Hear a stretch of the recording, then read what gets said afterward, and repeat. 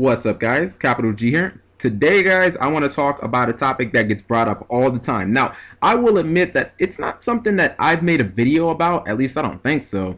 And it's not something I really think about too much, to be honest, but I still get asked about it a lot. And I just was rummaging through DN's, the card base, and it's really something that started jogging my my curiosity. What I'm going to talk about is underdeveloped archetypes, and basically archetypes or themes that Konami basically threw in the towel before it ever got established in competitive play or before it ever even made any noise. Now, the one that I want to focus on, I'm not really sure if it's an archetype as much as it was a failed experiment, but I really look at it and I'm like, you know what? They gave it decent parts.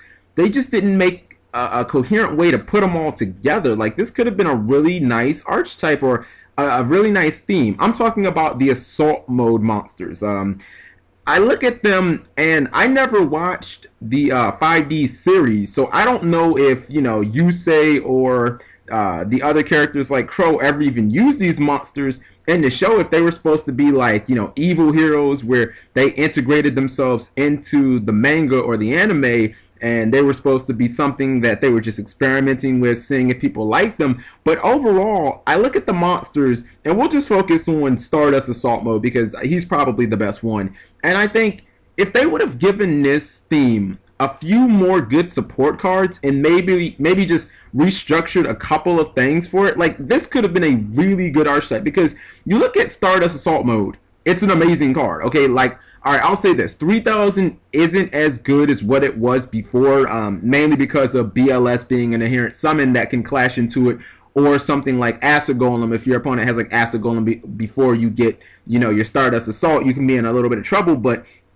you think of the fact that, he's just like Quasar in essence. He can negate monster effects, spells, or traps once per turn. Now, obviously, it has to launch itself, so you do lose field presence. But, arguably, it's easier to make than Quasar. Or at least, let's say it's on the same exact level. To be completely honest, if it wasn't for Tech Genis Hyper Librarian, Quasar wouldn't be that easy to make, honestly. Or at least, you'd lose a ton of advantage. Now, there were a couple of problems that I had with Assault Mode monsters right off the bat. Like, I don't think the fact that somebody made a video about this, about being able to contain your toolbox outside of your deck so you don't ever have to worry about drawing them. Like, if Assault Mode monsters didn't have to be in the deck, that would be better because you'd never have to worry about dead drawing them. It's one thing where if you're trying to get to your Synchros or your Xyzs, they're in your extra deck. You never have to worry about drawing Lagia, or you never have to worry about drawing Gear Giant X.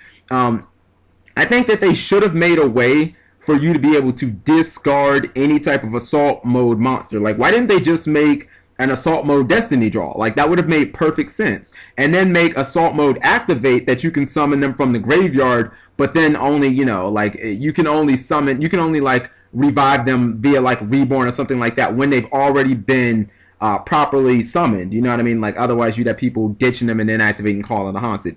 I look at this theme and I say they gave it Assault Counter, and I didn't even know about Assault Counter, and then I read it and I was like, holy crap, it's Infernity Barrier. Like, it's amazing. It does the same exact thing that Stardust Assault Mode does. So if I have a Stardust Assault Mode plus this, you're going to have a hard-ass time dealing with that. It doesn't really matter what you have, if you have counter traps or not, because, I'm going to use my Stardust, or I'm going to use my Assault Counter first, then I'm going to use my Stardust Assault kind of as a last resort. I get to negate any two things I want. And then worst case scenario with Stardust Assault, if it dies, I get a Stardust back. And I really started looking at it in the context of this format, and I was like, it's kind of a lot of work to have to make Stardust Assault. But then I was like, Call of the Haunted is at 3.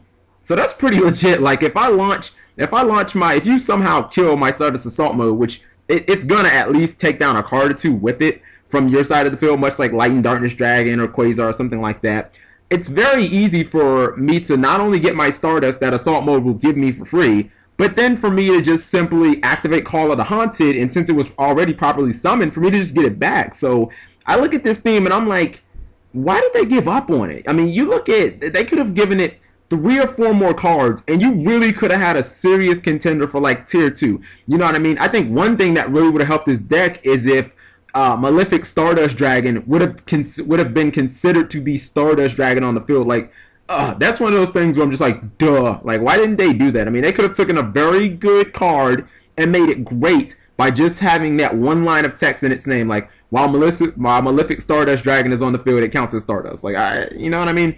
It would have made summoning these monsters a heck of a lot easier, because the Stardust Assault mode is it's the only one that I can see any type of payoff. But in general, I just kind of felt like talking about the Assault mode monsters, but I know that people feel the same way I do about these guys, about a bunch of different other archetypes. Like, maybe you saw a lot of potential, but then Konami just stopped cold turkey, and it's just like, well, what are we supposed to do with this archetype now? Are we supposed to basically wait for some indirect support that happens to fit in here?